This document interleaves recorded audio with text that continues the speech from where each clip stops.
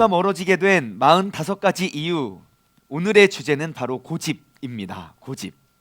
우리가 주변을 한번 이렇게 쭉 돌아보면요, 여러분, 고집이 센 사람이 있고 고집이 좀 약한 사람들이 있습니다. 맞죠?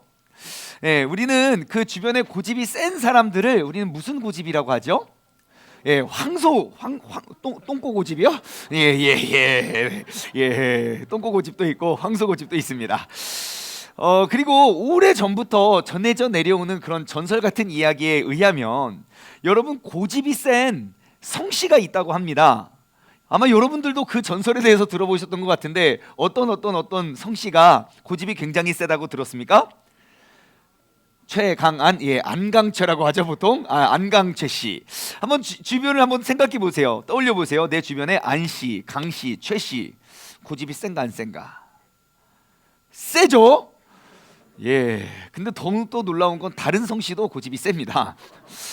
그리고 저는 아마 안강최 말고 저는 또 한 명 추천하라고 하면 이거는 그냥 저 개인적인 사견인데요. 그냥 제 개인적인 생각인데 정씨도 굉장히 세요.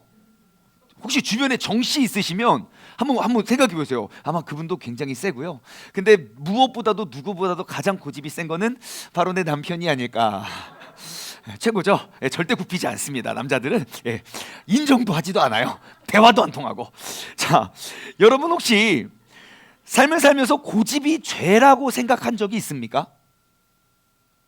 우리 모든 인간이 가지고 있는 그 고집이 혹시 죄가 될 수 있구나라는 것 생각해 보신 적 있습니까?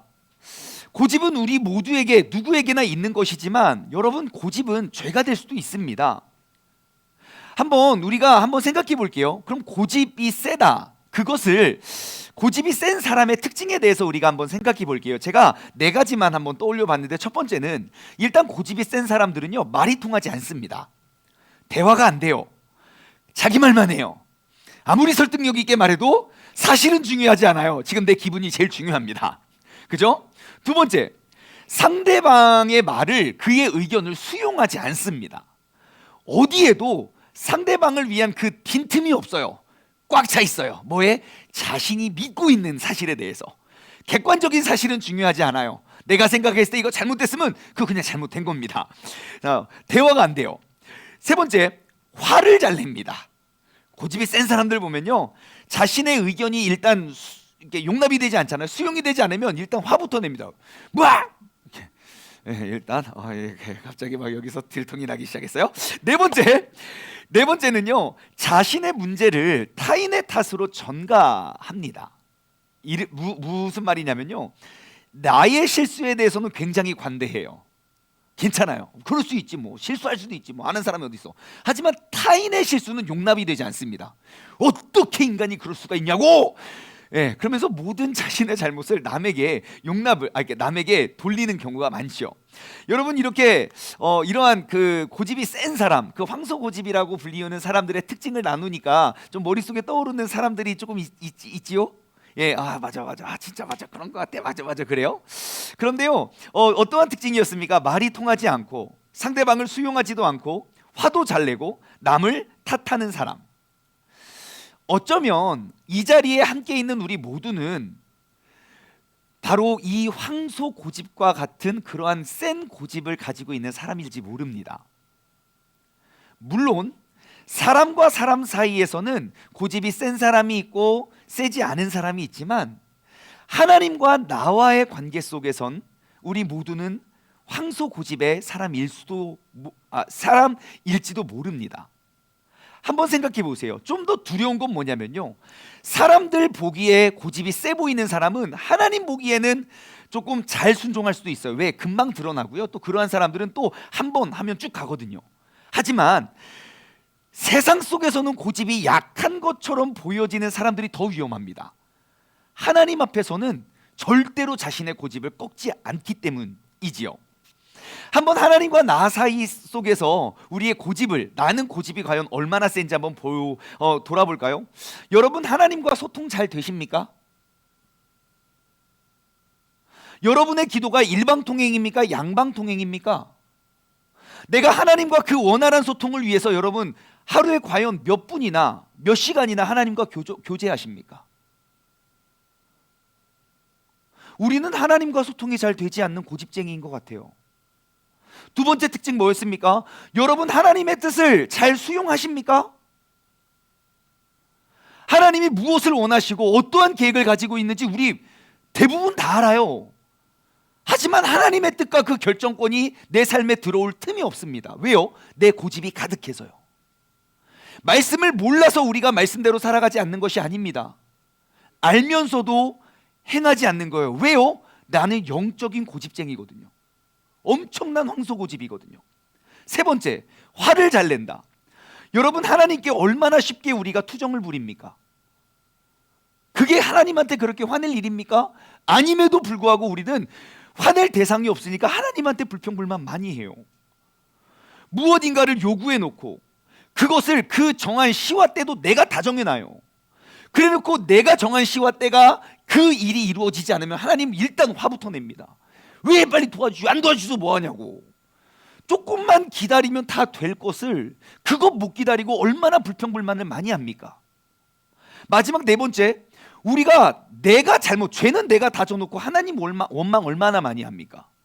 심지어 내가 100% 잘못해놓고 이렇게 만든 게 하나님이잖아요 라고 불평불만을 한다는 것이에요. 여러분, 어쩌면 우리 모두는 영적인 고집쟁이임이 틀림없습니다. 그러면 나의 고집이 왜 죄가 되나요?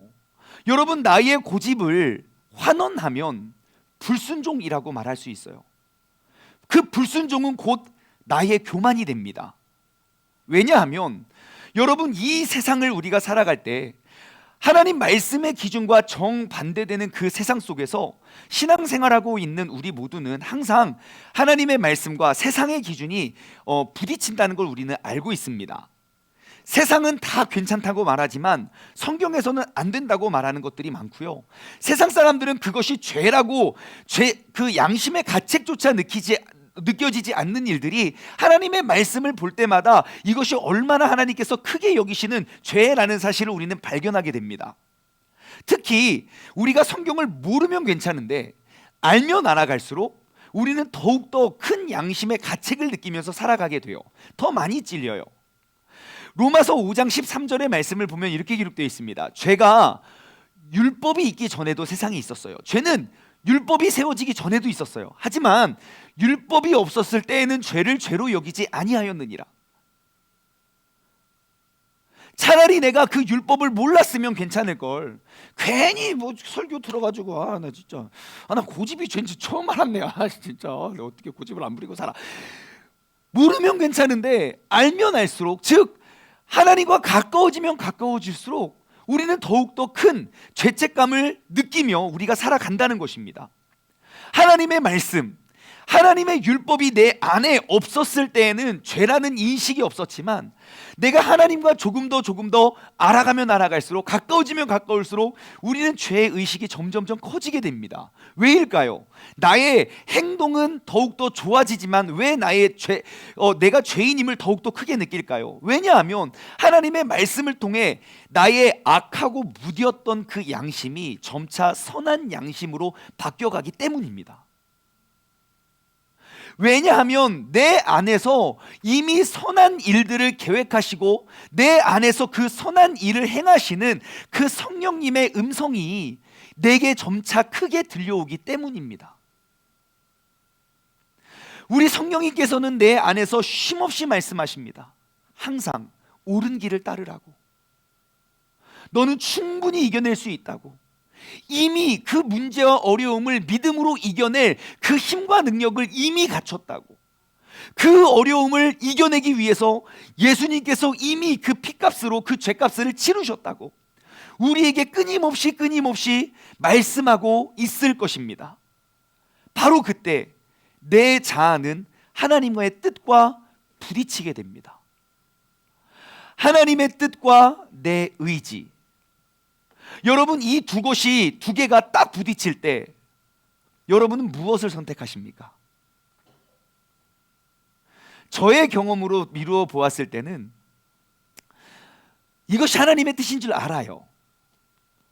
근데 나의 경험과 나의 노하우와 그리고 나의 지식과 나의 체면과 나의 의지와 하나님의 말씀이 딱 부딪히면요, 저 같은 경우는 하나님의 뜻을 따르는 경험이 거의 없었습니다. 항상 나의 의지가, 나의 상식이, 나의 지식과 나의 체면이 하나님의 말씀을 짓눌러 버릴 때가 얼마나 많은지 모릅니다. 하지만 이 고집이 하나님에 대한 얼마나 큰 죄인가. 정말 피조물에 불과한 이 작은 인간이 그 전능하신 창조주의 뜻을 이기고 나의 뜻을 세우겠다고 고집하는 게 얼마나 미련한 일입니까? 여러분, 고집은 대단한 교만입니다. 고집은 우리의 뜻보다 다른 이들의 뜻을 앞세우는 겸손과 정반대되는 일입니다. 여러분, 그거 아십니까? 성경 속에서 하나님께 쓰임받는 사람들의 공통적인 특징이 있다면, 하나님께 쓰임받는 사람, 우리가 늘 기도하잖아요. 하나님, 이러한 사람을 사용하여 달라고, 들었어 달라고. 그렇게 해서 진짜 하나님께 쓰임받았던 사람들의 공통적인 모습이 하나 있는데, 바로 그들의 순종의 모습입니다. 하나님께서는요, 하나님의 인도하심과 하나님의 이끄심 속에, 그 하나님의 계획 속에 나의 고집과 나의 모든 뜻, 나의 의지를 꺾어버리는 것이 바로 순종이지요. 내 상식으로는 도저히 이해가 되지 않아도, 나의 경험을 통해서는 한 번도 본 적이 없었어도, 내가 그냥 그 주님의 말씀을 의지하여 하나님의 뜻에 나의 의지를 꺾어버리는 그것, 여러분, 그러한 사람들이 하나님께서 쓰임받는 사람이 됩니다. 몇 가지 예를 들어볼까요? 노아, 하나님이 노아를 부르십니다. 노아야, 네, 너 저기 산 꼭대기에 배를 지어라 그래요. 그 뭔데요? 그 물에 떠다니는 거야. 그걸 물에다 짓지 왜 산 위에다 줘요? 여러분, 노아는 하나님에게 그렇게 따지지 않았습니다. 자신의 의지를 하나님의 뜻에 꺾어버렸어요. 아브라함은 어떠합니까? 아브라함아, 네? 너 아들 요즘 잘 크고 있니? 예, 요즘 좀 사춘기에 접어들었습니다. 그 아들을 죽여라 그래요. 아브라함 뭐라고 합니까? 예? 나 기도를 잘못했나 진짜. 미친 거 아니야? 야, 사라, 일로 와봐. 오늘 내가 무슨 응답을 받았는 줄 알아? 야, 우리 아들을 잡아 죽이래. 따지지 않아요. 하나님의 말씀 속에 내 고집을 꺾어요. 요셉은 어떠합니까? 요셉아, 네? 너 형들을 원망하지 말아라. 요셉 뭐라고 합니까? 아니, 다른 사람이 나한테 그 얘기하면 난 몰라도 어떻게 하나님이 나한테 그럴 수가 있습니까? 형들이 내게 한 짓 모릅니까? 남들이 다 나 미워해도 형들 끝까지 내 편을 들어줄, 팔은 안으로 굽는다면서요. 내 편이 되어줄 사람들이 내 피가 섞인 형들이어야 되는데, 형들 그렇게 나 진짜 생각하면 열받네. 여러분, 요셉은 그렇게 따지지 않았어요. 하나님의 말씀에 내 경험과 의지를 꺾어버려요. 다윗은 어떠합니까? 다윗아, 네, 가서 골리앗을 물리쳐라. 아멘. 빨리 총을 내려주세요. 화살을 쏘게 해주세요. 여러분, 다윗은 아무것도 따지지 않습니다. 뭐하지? 나 돌 잘 던지는데 돌 5개 가지고 나가요.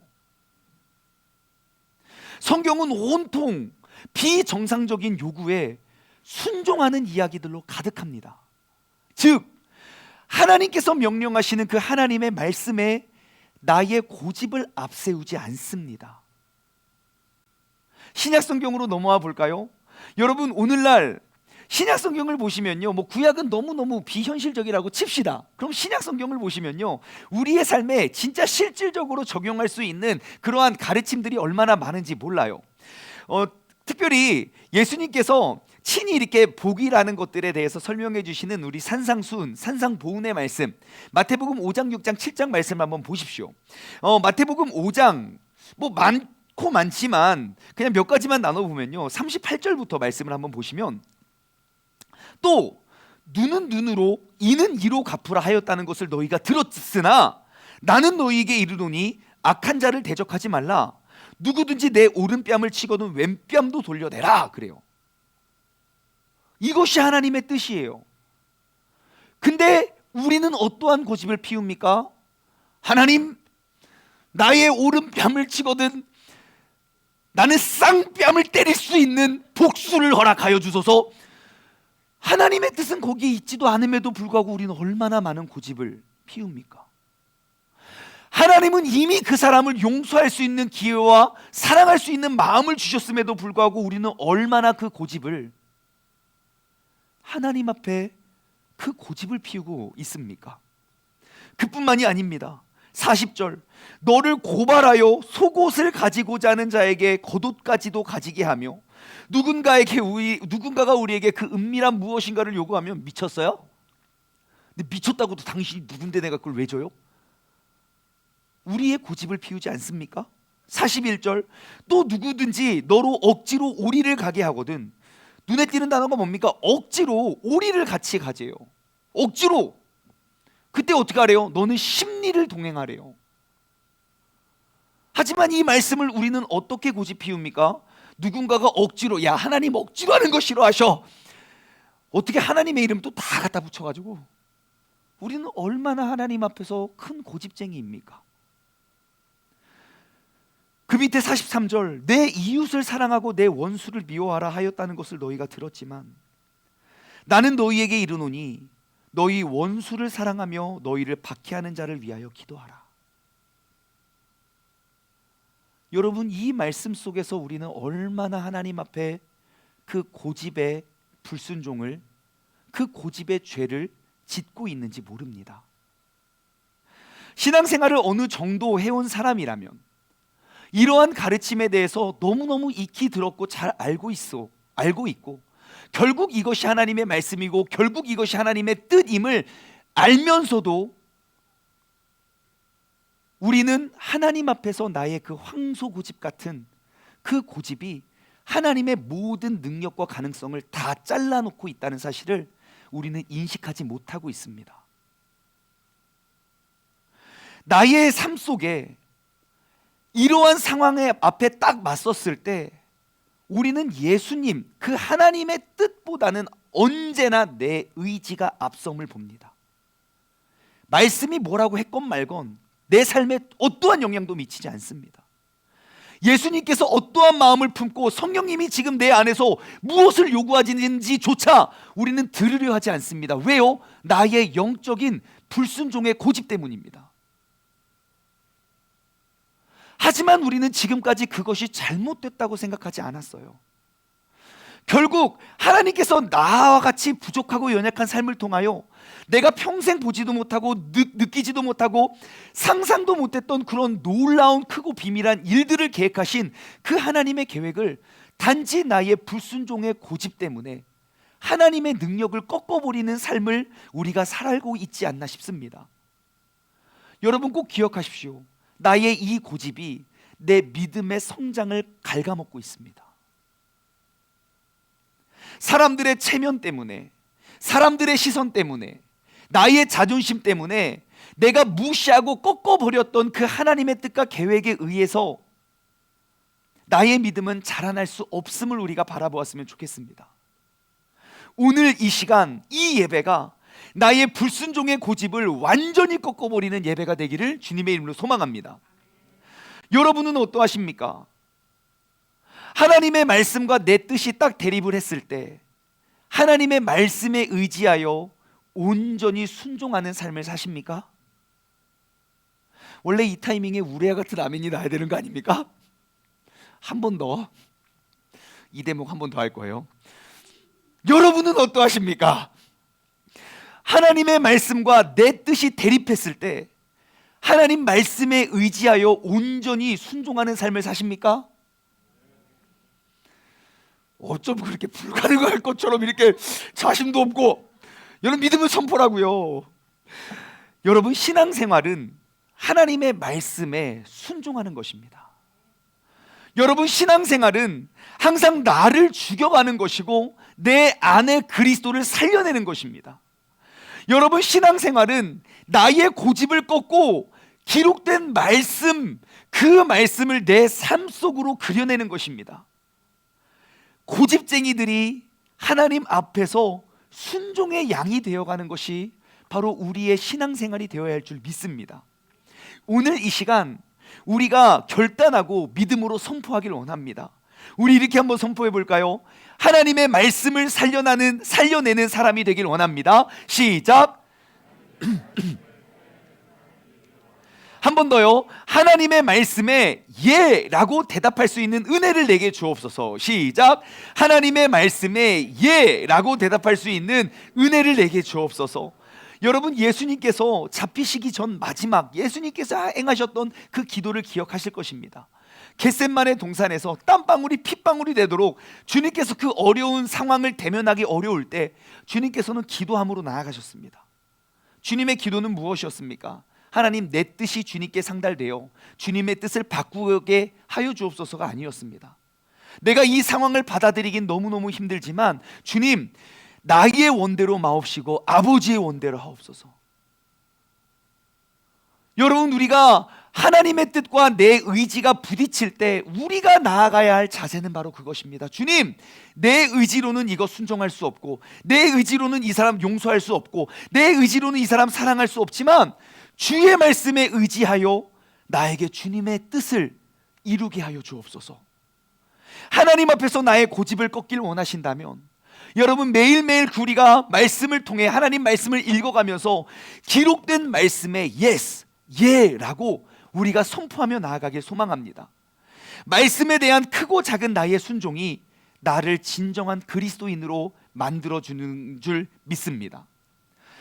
말씀을 가지고, 이 주제를 가지고 한번 생각해 봤어요. 성경 속에서 여러분, 성경의 인물 중에 누가 제일 고집불통, 누가 제일 고집쟁입니까? 누구요? 요나요. 예, 요나 한 번만 고집부립니다. 두 번째 순종해요. 탈락. 저도 처음에 요나를 떠올렸는데 곧바로 순종하는 거 고집쟁이 아닙니다. 성깔이 그냥 더러운 거고 욱하는 성격이지만 성경 속에서 누가 제일 고집이 있을까? 예, 바로왕. 예, 바로왕이죠. 바로왕은 고집이 센데 계속 그냥 그대로 그냥 죽어요. 우리가 닮아갈 모습은 아니고, 신약 성경에는 바울입니다. 신약 성경엔 바울, 그 고집 꺾을 사람이 없습니다. 세상에. 바울을 잡아 죽이려고 40명이 금식하면서 삐짝 말라져가면서 저놈 죽일 때까지. 그럼 저 같으면 진짜 복음 전하는 거 멈추겠어요. 일단 사람부터 살려야지. 굶어 죽는다는데 어떻게 복음을 전해? 저 같으면 그럴 것 같은데 바울은 그냥 전합니다. 죽거나 말거나. 내가 살리는 사람 더 많아. 막 그러면서 막 전 세계를 돌아다니면서 복음을 다 전합니다. 그 고집 아무도 못 꺾습니다. 구약 성경에서 제가 고집이 진짜 센 사람, 아마 그 사람의 라스트 네임, 그 성을 물어보면 아마 최 씨가 아닐까 싶은데, 예, 우리 안강최의 라스트 네임을 갖고 있는 사람이 누굴까 봤더니 제가 뽑은 한 사람은 모세입니다. 모세. 여러분, 모세가 왜 이렇게 고집이 센가? 하나님께서 모세를 불러냅니다. 근데 그 하나님의 부르심에 8번이나 대놓고 못한다고 반항합니다. 한두 번도 아니고요. 요나는 한 번 얻어맞고 순종하거든요. 모세는 가면서도 불평불만합니다. 나 못한다고 8번이나 하나님의 뜻에 거슬러요. 못해 먹겠다고. 하나님은 모세를 어떻게 부르십니까? 명확한 사인을 주세요. 내가 너와 함께 하겠다. 가라. 난 자신이 없어가지고. 아니, 나무에 불이 붙었는데 나무는 안 타고 불만 난다니까요. 그거 보여줘도 안 믿어요. 너 못한다고. 그래? 야, 그럼 네 품에 손을 넣어. 네, 빼. 으아, 누병이다. 너 빼. 와, 다 섰다. 그래도 안 따라요. 야, 지팡이 던져. 뱀이다. 우와, 들어봐. 와, 낙광땡이다. 그래도 안 따라요. 가는 길에서도 말을 못 해가지고 하나님 보낼 만한 사람을 보내라고 8번이나. 그 고집이 얼마나 센가. 제가 또 한 가지 근거를 대드릴까요? 여러분, 사람은 누구나 실수를 해요. 누구나 실수를 해요. 하지만 모세는 그 한 번의 실수로 40년 은둔 생활해요. 생각해 보세요. 그 당시 애굽의 왕, 그 왕자의 교육을 40년간 받아왔던 사람, 이제 그의 본색을 드러내고 그의 위치를 잡아가고자 할 때 딱 그 타이밍에 한 번 실수하면 어떻습니까? 그럼 묻고 가면 돼요. 근데 모세는요, 하고 은둔해요. 여러분, 그런 생각해 보신 적 있습니까? 모세를 찾으러 갔을까요? 안 갔을까요? 애굽에서 바로가. 아하하, 모세가 갔다. 빠이. 절대 그렇지 않죠. 분명히 모세를 따르던 세력들이 있었을 거예요. 그 사람들이 가만히 있겠습니까? 야, 누구야? 모세를 잡아 죽인 사람 누구야? 막 엄청난 음모론이 가득했을 것이고, 분명히 모세는 살아 있을 거야. 아니야, 죽었을 거야. 막 그러면서 이제 모세를 따르던 사람들이 막 팀과 조직, 막 특별 팀을 조직해 가지고 막 끝까지 데모하고 싸울 것 같았지 않았겠습니까? 제가 봤을 땐 그랬어요. 예, 그 당시 애굽이 어떤 나라인데요? 지금도 풀지 못하는 피라미드 스핑크스를 그때 다 만들었다고요. 그 옛날에. 어떤 나라인데요? 모든 역사적으로 잘 살고 부강했던 나라. 왕자가 잊어버린 걸 어떻게 그냥 놔두고 있겠습니까? 그냥 저 개인적인 사견이지만 아마 충분히 찾았을 거예요. 모세가 어디에 숨어 있었는지. 조금만 사람 풀면 금방 찾아요. 근데 모세는 돌아가지 않아요. 왜요? 그 고집 때문에 그래요. 못 가. 너희들 그냥 가. 아마 하나님이 가서 쫓아가지 않았으면 모세는 죽을 때까지 거기 숨어 있었을 거예요. 그렇게 고집이 센 사람입니다. 단 한 번의 실수를 용납하지 않는 그런 고집. 그런데 그 모세의 고집이 하나님을 위한 고집으로 딱 바뀌게 되면서 모세는 민족을 이끄는 사람이 됩니다. 어떻게요? 모든 백성들이 하나님을 원망할 때 모세는 하나님께 물어요. 나의 인생에 내게 주어진 그런 모든 고집이 하나님의 영광을 위해 쓰임받는 순간이 돼요. 모든 백성들이 하나님 욕할 때 모세는 하나님께 기도합니다. 그리고 그 하나님의 말씀대로 순종합니다. 앞에는 바다가 있고 뒤에는 적군이 있어요. 그 당시 최고의 군사력을 가졌던 애굽의 군대가 눈앞에서 쫓아오고 있다고요. 사람들은 다 비난하고 원망하지만 모세는 하나님께 물어요.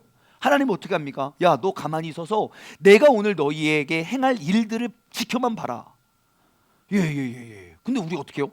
너 손에 뭐 들려있냐? 지팡이요. 그거 바다를 향해 내밀어라. 아유, 하나님 지금 뭐 하는 거예요? 무슨 지팡이를 내밀면 무슨 바다가 뭐 어쩌라고요? 대들지 않아요. 예 하고 그 고집이에요. 사람들이 뭐라고 하겠습니까? 그거 되겠어요? 막 욕을 해도 그냥 해요. 하나님의 말씀이면. 그리고 바다를 갈라요. 바위에서 물도 내고요. 하늘에서 먹을 것도 내려요. 여러분, 이게 다가 아닙니다. 제가 구약 성경에서 말씀하신 대로, 그러니까 즉 명령하신 대로라는 글씨를 제가 글자를 검색해 봤어요. 헬라어 언어가 아니라 그냥 개역 개정에 번역된 대로 하나님이 명령하신 대로라는 글자가 제일 많이 기록되어 있는 책. 다른 데는 뭐 한 개, 한 번, 두 번, 뭐 6번 이렇게 기록되어 있는데 어느 한 책은 26번 그 말씀하신 대로 여호와께서 말씀하시는 대로 순종했다라는 말이 26번이나 기록된 책이 그 출애굽기예요. 출애굽기. 그때가 언제인가 제가 그 26번을 다 찾아보니까요, 모세가 위기의 순간마다 하나님께 구합니다. 그리고 하나님께서 명령하신 그 말씀하시는 대로 순종합니다. 나의 어떠한 고집을 하나님께 보이는 게 아니라, 사람에 대해서 사람이 욕하는 것에 나의 고집을 꺾는 것이 아니라 하나님을 향한 나의 그 굳건한 거룩한 고집을 내세우며 나아갑니다. 모세는 어떻게 해서 이렇게 지독하게 순종을 하게 됐을까요? 예, 그의 고집 때문입니다. 내 안에 있던 고집이 하나님의 영광을 위한 고집이 되다 보니 모세는 단 한 번도 경험하지 못했던 하나님의 놀라운 역사와 일들을 이루어내는 사람이 되는 줄 믿습니다. 여러분, 출애굽기를 한번 쭉 보십시오. 우리 인간의 상식선에서 이해하거나 행할 수 있는 일들이 하나도 없습니다. 우리는 그냥 읽어왔기 때문에 당연하다 싶지만, 여러분, 지금 출애굽기에 기록되고 출애굽기에 요구했던 믿음의 요구가 우리의 삶에 없을까요? 있을까요? 당연히 있지요. 홍해가 왜 안 갈라지겠습니까? 우리의 삶에. 우리의 삶에 만나와 메추라기가 왜 안 내리겠습니까? 하지만 내 삶에 그런 것들이 나타나지 않는 이유는 간단합니다. 나의 의지와 나의 경험과 나의 지식이 하나님의 말씀을 불순종하기로 고집부리고 있기 때문입니다. 여러분, 출애굽기는 순종의 책이라고 해도 과언이 아닐 정도로 모든 기록된 내용들이 인간의 상식을 벗어난 새로운 경험들이었습니다. 10개의 재앙, 어느 한 개도 인간의 계획으로 할 수 있는 일이 없어요. 바다가 갈라지는 것, 하늘에서 음식이 내려오는 것, 하나님의 명령과 율법을 세우는 것, 성막을 만드는 것, 그 성막 안에 들어갈 물건과 그리고 그들이 입는 옷과 한 번도 본 적도 없고 경험해 본 적도 없고 누구도 가르쳐 주지 않은 것들을 하나님의 명령과 음성을 듣고 다 그대로 행합니다. 하나님께서 명령하신 대로. 어떠한 것도 어느 누구도 경험하지 못했던 새로운 일들입니다. 하나님께서는 2022년을 살아가는 우리들의 삶 가운데 우리가 경험하지 못하고 우리가 생각하지도 못했던 그런 놀라운 일들을 우리의 삶을 통하여 이루실 줄 믿습니다. 나의 고집을 꺾을 때 하나님의 능력을 경험하게 됩니다. 오늘 본문 말씀은 출애굽기 39장인데요. 여러분 성경을 가지신 분들은 39장을 한번 펴시겠습니까? 출애굽기 39장에 보면 얼마나 많이 명령하신 대로가 기록되어 있는지 몰라요. 39장 1절, 그들은 여호와께서 모세에게 명령하신 대로 옷을 만들었더라. 5절 마지막 부분, 여호와께서 모세에게 명령하신 대로 행하였더라. 7절, 보석을 삼았으니 여호와께서 모세에게 명령하신 대로 하였더라. 그리고 21절, 여호와께서 모세에게 명령하신 대로 하였더라. 26절, 여호와께서 모세에게 명령하신 대로 행하였더라. 29절, 31절, 32절, 42절, 33절, 하나님께서 명령하신 대로 다 따라갑니다. 거기서 그치지 않아요. 40장에 넘어가도요, 40장 16절, 21절, 23절, 24절, 25절, 27절, 29절, 32절, 하나님께서 명령하신 대로 모세는 따라가요. 그런데요, 40장 9절부터 말씀을 보시면요, 모세가 명령하신 대로의 삶이 어땠는지 나옵니다. 여러분, 모세는 40년간 은둔하고 피했던, 내가 말하는 것조차 잃었던 그러한 사람입니다. 하지만 40장 9절 말씀을 보면요, 또 관유를 가져다가 성막과 그 안에 있는 모든 것에 발라 그것과 그 모든 기구를 어떻게 해요? 거룩하게 하라. 그것이 거룩하리라. 10절, 너는 또 번제단과 그 모든 기구에 발라 그것을 거룩하게 하라. 그 제단이 지극히 거룩하리라. 너는 또 물두멍과 그 받침을 발라 거룩하게 하고. 13절, 아론에게 거룩한 옷을 입히고 그에게 기름을 부어 거룩하게 하여 내 제사장의 직분을 행하게 하라. 여러분, 우리가 가지고 있는 모든 고집의 결론은 거룩이 되어야 합니다. 내가 가지고 있는 그 고집을 하나님께 부리니 우리는 그 하나님의 능력을 경험하지 못하는 것입니다. 내가 사람들에게 고집 부리고 하나님께 순종해야지, 우리는 사람들에게 고집 부리지 않고 하나님께 고집 부리고 있지 않나 싶습니다. 모세의 인생이, 모든 것들을 은둔하고 피했던 그의 삶이, 그의 고집이 고집의 결론이 거룩이 되니 하나님이 명령하시는 대로의 삶의 주인공이 된 줄 믿습니다. 여러분, 명령하신 대로 순종하기 위해 우리는 어떻게 해야 될까요? 먼저는 하나님의 음성에 귀 기울여야 됩니다. 경청해야죠. 왜요? 내가 알지도 못하고 보지도 못했던 것들을 하나님 말씀하시거든요. 누구도 본 적 없고 누구도 경험한 적 없는 것들을 하나님께서 말씀하시니, 그래서 우리는 항상 하나님께서 무엇을 말씀하실지 들을 준비가 되어 있어야 됩니다. 하나님 말씀하여 주옵소서. 하나님께서 어떠한 일을 계획하시고 나의 이름을 부르실 때, 주님 준비된 종 여기 있습니다, 그 주님의 음성을 들을 준비가 되어 있어야 돼요. 어떻게 해요? 정결과 거룩으로요. 우리는 그 정결한 마음으로 하나님의 음성을 사모해야 됩니다. 하나님은 누구에게도 맡길 수 없는 나를 향한 그 놀라운 계획을 나에게 말씀해 주실 것이기 때문에 우리가 그 하나님의 음성을 들을 준비가 되어 있어야 돼요. 또한 어떻게 해야 됩니까? 물어봐야 돼요. 확인해야죠. 하나님의 음성이 들렸을 때 그냥 내 기분인지 아닌지 물어야 하잖아요. 하나님께. 하나님, 하나님의 명령하신 게 이것입니까? 그래서 하나님과의 이 친밀한 교제가 필요한 거예요. 여러분, 뱀이 하와를 꼬십니다.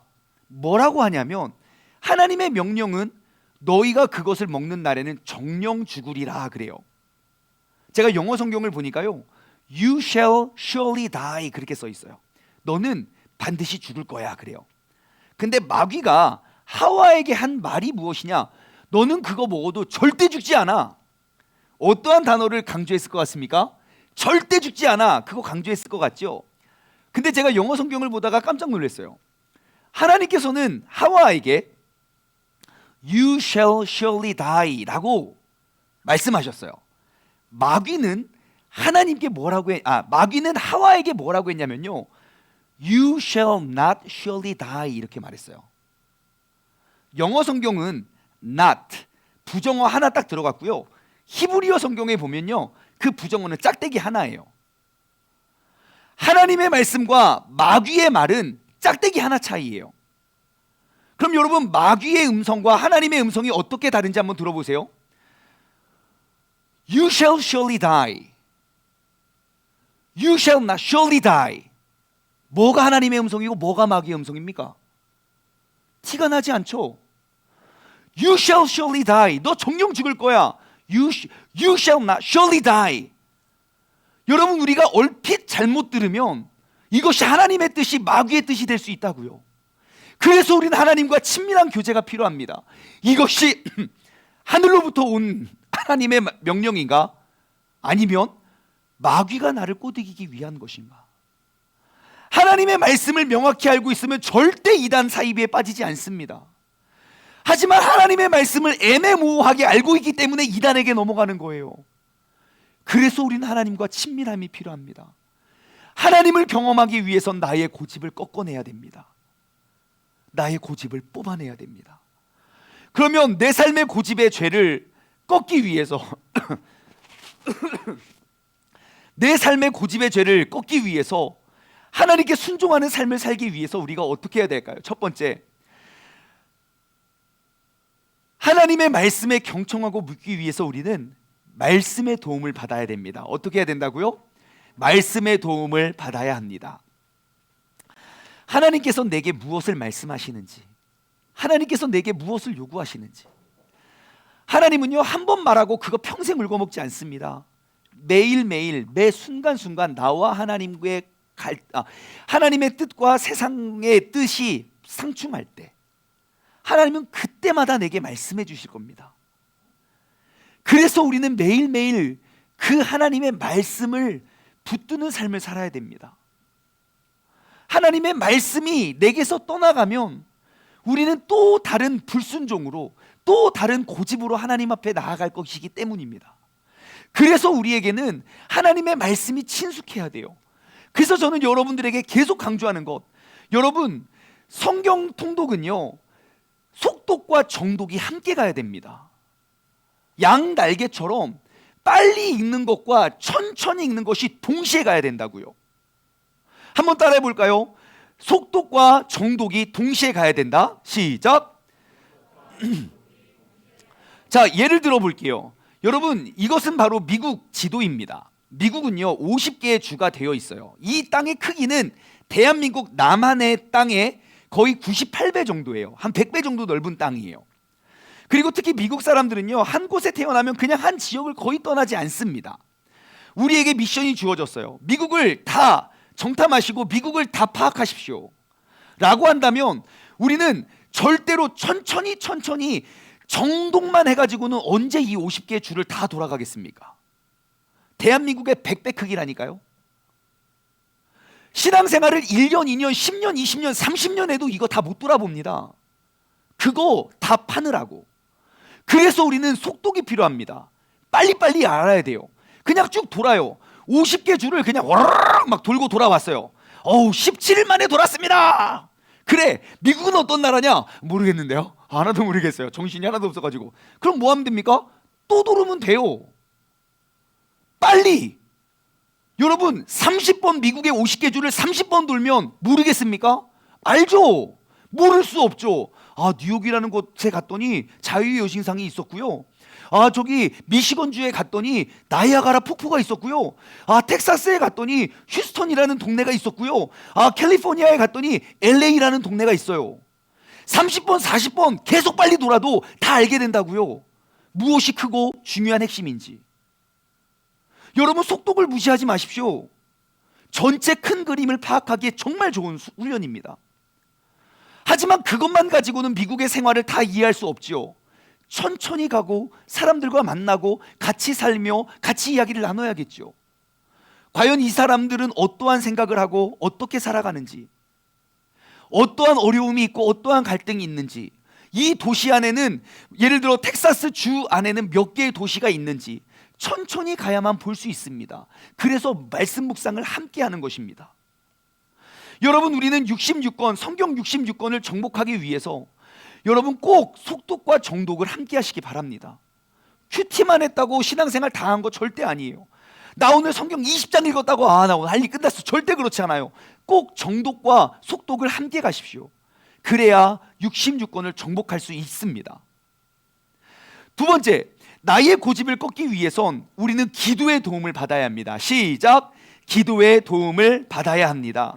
여러분, 기도는 하나님과의 대화입니다. 소통이 끊어지면 분열밖에 없습니다. 바벨탑이 그랬어요. 하나님은 그 바벨탑을 멸하고 바벨탑을 흩트기 위해서 하나님 딱 한 게 했습니다. 그들의 대화가 통하지 않게 했어요. 대화가 통하지 않으니까 땅도 갈라지고 나라도 갈라지던데요. 삶의 터전이 달라지던데요. 반대로 접근해 볼까요? 아무리 갈라져 있는 세상도 대화가 통하면요, 하나 될 수 있습니다. 나라와 민족과 언어가 다르더라도 예수 그리스도의 보혈의 능력 하나면, 성령의 이름 하나면 우리는 하나 될 수 있습니다. 우리와 하나님과의 관계도 마찬가지입니다. 여러분, 기도는 하나님과의 대화입니다. 하나님과 나와 소통이 잘 되면 우리는 하나님의 뜻을 이루며 살아갈 수 있습니다. 하나님, 이거 안 될 것 같은데요. 돼, 한번 해봐. 내가 지금 너와 함께하고 있잖니. 큰 힘을 가지고 믿음 가지고 나아가.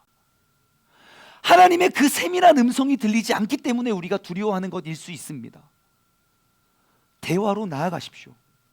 기도는 또한 믿음의 선포입니다. 여러분, 우리의 행동은 말 뒤에 따라갑니다. 기도를 통해서 내 믿음으로 선포하는 겁니다. 성경에 기록된 그 믿음의 사람들의 공통적인 특징, 항상 그들이 무엇을 하기 전에 믿음으로 선포하더라고요. 선포한 대로 되더라고요. 선포한 만큼 되더라고요. 그렇기 때문에 우리는 기도로 믿음으로 선포해야 됩니다. 왜요? 우리의 기도, 나의 믿음의 선포에는 능력이 있기 때문입니다. 하나님의 능력이 나의 입을 통하여 선포되어지고 그리고 나의 삶을 통하여 뒷받침이 될 때 우리는 나의 고집을 꺾고 하나님의 거룩한 고집으로 세상을 변화시킬 줄 믿습니다. 마지막으로 세 번째, 나의 고집을 꺾기 위해서 우리는 공동체의 도움을 받아야 합니다. 뭐라고요? 공동체의 도움을 받아야 합니다. 이것이 왜 중요한가? 여러분, 나에게 어려운 일이 딱 처했어요. 가장 먼저 드러나는 현상이 뭔지 아십니까? 첫 번째, 말씀이 안 들려요. 말씀 안 보여요. 두 번째, 기도 안 됩니다. 내가 열받아 죽겠는데 무슨 말씀과 기도 같은, 절대 안 됩니다. 그래서 우리에겐 공동체가 필요한 거예요. 내가 스스로 영적인 회복을 하기 어려우니 옆에서 쓰러져 있는 나를 끄집어내가지고 지금 여기서 이러고 있을 때가 아니라고, 지금 여기서 이런 고집 부리지 말라고 하고 끌어내면요, 금방 또 끌려옵니다. 그 공동체 속에서 말씀이 들리고 그 공동체 속에서 기도가 회복되면요, 문제는 더 이상 문제가 되지 않습니다. 그래서 우리가 믿음의 짝꿍을 신청받는 거예요. 믿음의 짝꿍은 다른 건 없습니다. 내 짝꿍이 넘어져 있어요. 야, 저 아프겠다, 야. 아니, 혹은 같은 공동체 안에서 신앙생활 하는데 넘어져 있는지도 몰라요. 관심이 없으니까. 아니요, 성경 어느 곳에서도 너 혼자 잘 먹고 잘 살아라, 아니에요. 그 모든 믿는 사람들이 함께 내가 가르치고 분부한 모든 것들을 가르쳐 지키게 하라는 게 주님의 명령이고 사명이에요.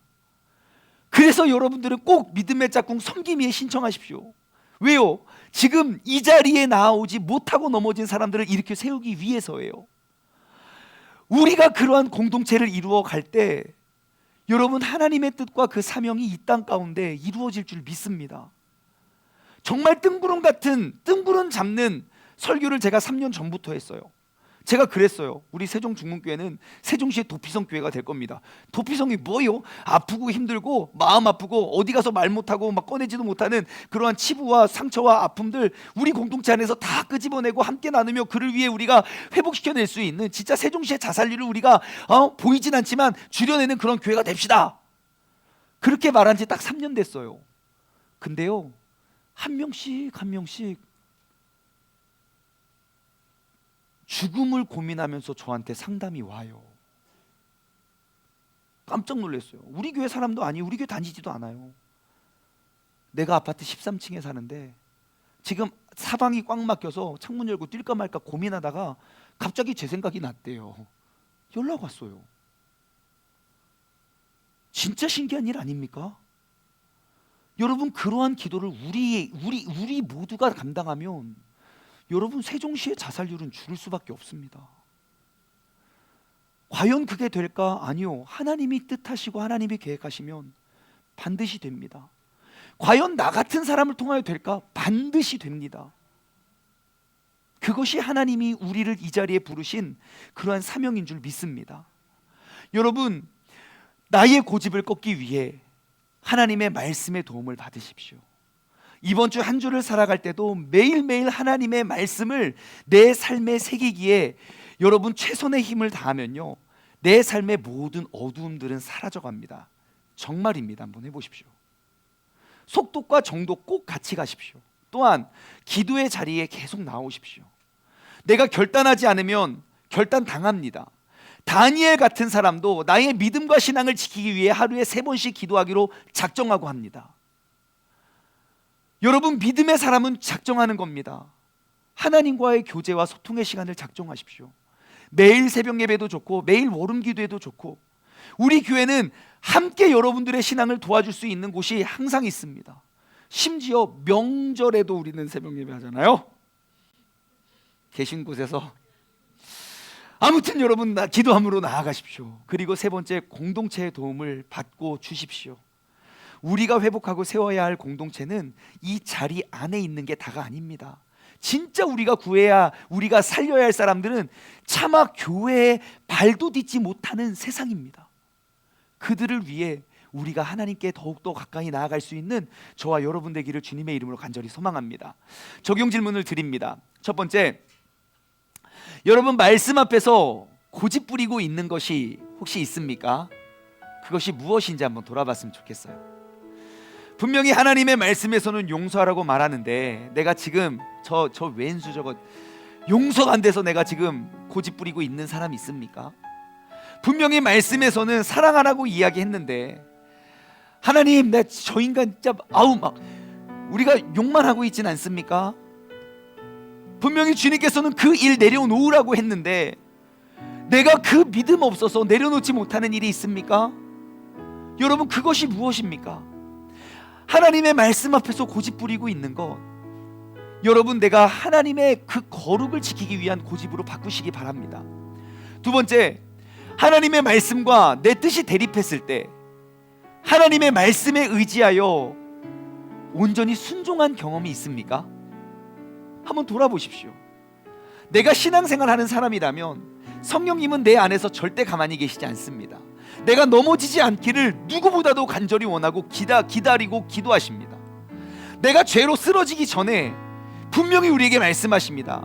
예수 그리스도께서 보혈의 능력을 행하신 건 그 죄를 이기기 위함이다.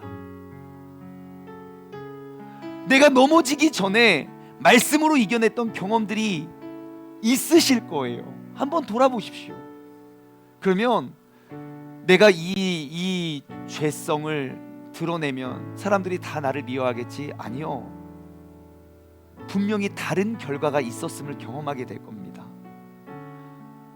그래서 우리가 그런 것들을 더욱더 돌아보고 나눴으면 좋겠어요. 마지막으로 3번째, 하나님의 말씀에 예라고 말할 수 있는 은혜를 달라고 구하십시오. 나의 의지로는 그 어떠한 죄와 싸워 우리는 감당해낼 수 없습니다. 우리가 감당할 수 있는 우리의 의지는 예수님께 가까이 나아가는 것입니다. 구해보십시오. 하나님, 나의 믿음과 나의 욕심은, 나의 생각과 나의 의지는 이 말씀을 도저히 이룰 수 없지만 주님, 나에게 이 말씀을 행할 수 있는 믿음을 주세요. 나의 삶에 이 말씀에 기록되어 있는 그 기적과 같은 일들이 이루어지게 주님께서 도와주세요. 우리가 믿음을 가지고 나아가길 소망합니다. 오늘 말씀을 맺으며 우리가 전능하신 나의 주 하나님을 찬양하길 원합니다. 찬양의 가사말은 이렇습니다. 전능하신 나의 주 하나님은 능치 못하실 일이 전혀 없습니다. 우리의 모든 간구도, 우리의 모든 생각도, 우리의 모든 꿈과 모든 소망도 신실하신 나의 하나님은 우리의 모든 괴로움을 바꾸어낼 수 있는 분입니다. 불가능을 가능하게 하시고 심지어 죽은 자까지도 일으키시니 그를 이길 자는 아무도 없습니다. 그래서 우리는 결단합니다. 주의 말씀을 의지하여 주님께서 깊은 곳에 던지라면 그곳에 던지고 오늘 그가 행하실 일들을 우리가 바라보길 소망합니다. 주님, 내가 이제 주님의 말씀을, 그 거룩의 고집을 회복하여 내가 믿음으로 그물을 던질 때 믿는 자에게는 능치 못함 없는 그 은혜를 우리가 누리길 원합니다. 이 시간 우리가 이 찬양 고백하며 기도함으로 나아가길 소망합니다.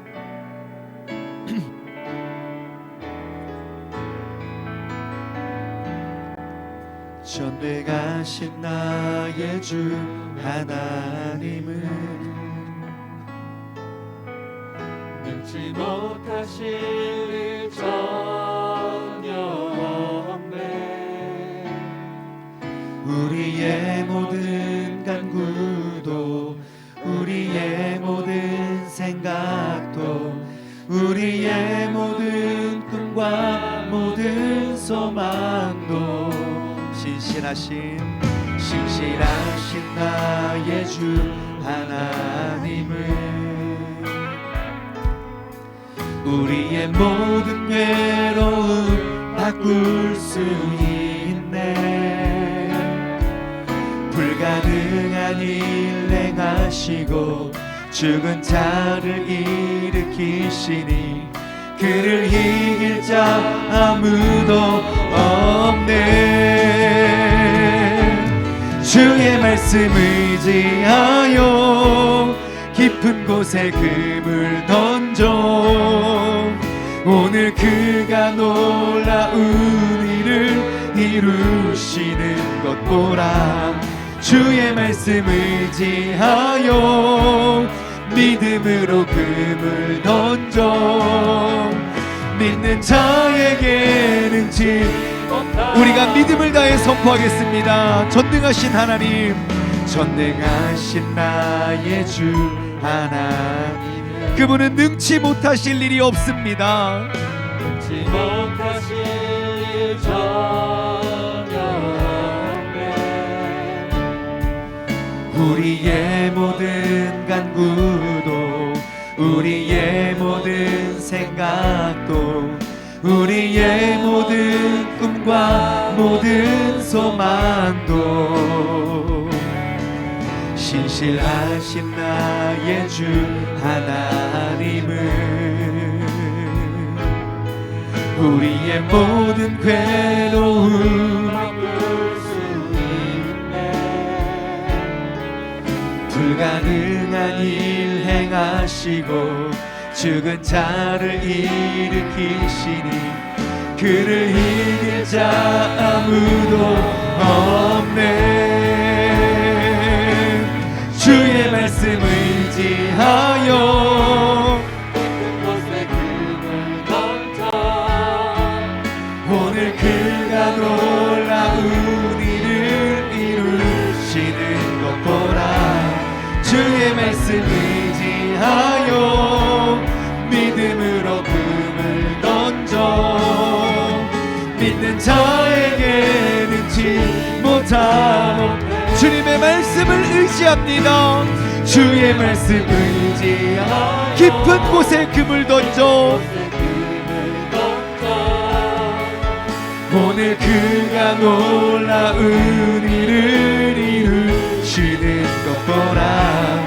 주의 말씀 의지하여 믿음으로 금을 던져 믿는 자에게 능치 못함 없네. 하나님께서 우리에게 이 세상과 싸워 승리할 수 있는 힘, 그것은 너의 믿음이다. 정말 겨자씨만한 믿음이 있어도 산이 옮겨질 수 있다. 우리에게 그 믿음을 강조하고 말씀하시지만 나에게는 불가능하다고, 나에게는 그러한 일들이 일어날 수 없다고 우리가 고집 부리는 것은 과연 어디이고 누구입니까?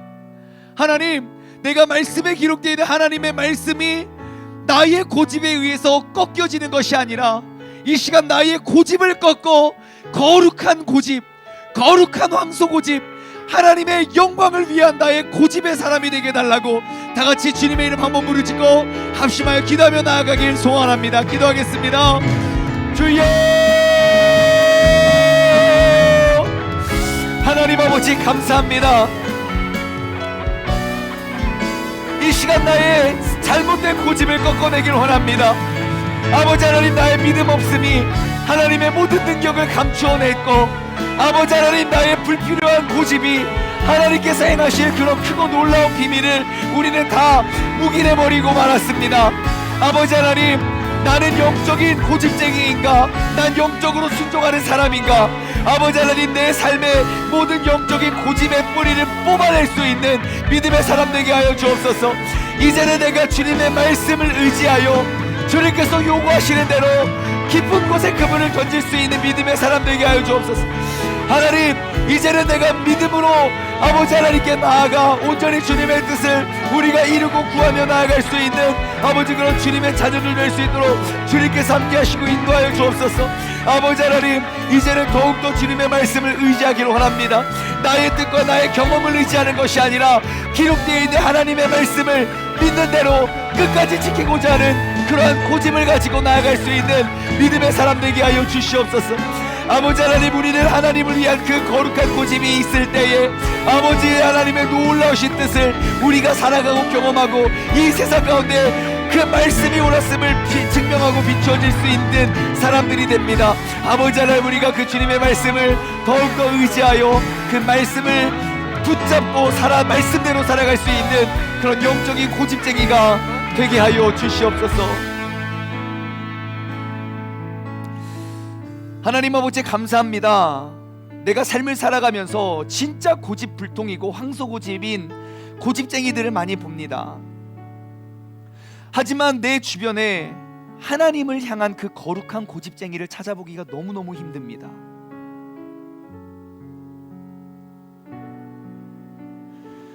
분명히 하나님께서는 지금도 우리에게 그 하나님의 말씀이 진리이고 사실이고 말씀대로 살아가는 것이 이 세상을 승리하는 길이라고 우리에게 말씀하시지만 나의 잘못된 고집이 하나님의 모든 능력과 하나님의 모든 가능성을 꺾어버리며 하나님의 그 거룩하시고 위대하신 능력을 정말 작은 것으로 만들어버리고 있지 않나. 이 고집쟁이인 나의 모습을 돌아봅니다. 하나님, 세상에 도자기를 하나 만드는 사람도 작품을 만들기 위해선 어떠한 것과도 타협하지 않으며 전통 그대로의 방법을 지키는 것처럼 세상에 국물 맛 하나 내는 것 하나도 어떠한 편법이 들어가지 않고 정통 그대로의 그 황소 고집을 가지고 그 방법대로 살아가 그 국물 하나를 내듯 이 땅, 이 무너지고 황폐해져 버려가는 이 세상, 하나님의 말씀이 옳다는 것, 그 하나님의 거룩한 고집을 우리가 붙잡고 결국 하나님의 말씀이 옳다는 것을 증명해 보일 수 있는 거룩한 고집쟁이가 되게 하여 주옵소서. 이제는 하나님의 말씀을 향한 나의 고집을 내세우는 것이 아니라 나의 고집을 꺾어 하나님의 거룩의 말씀을 지키는 그러한 고집쟁이가 이 자리에 있는 우리 모두가 되게 하여 주옵소서. 이제는 우리 주 예수 그리스도의 은혜와 아버지 하나님의 무한하신 사랑하심과 성령님의 교통하심이 나의 고집의 결론은 거룩을 이루어낼 수 있는 그러한 믿음의 고집쟁이가 되길 소망하는 사랑하는 우리 세종 중문 가족들 머리머리 위에, 그리고 이 시간 영상을 통해 예배드리는 모든 사람들 머리머리 위에 이제로부터 영원토록 함께 하시길 간절히 축원하옵나이다. 아멘.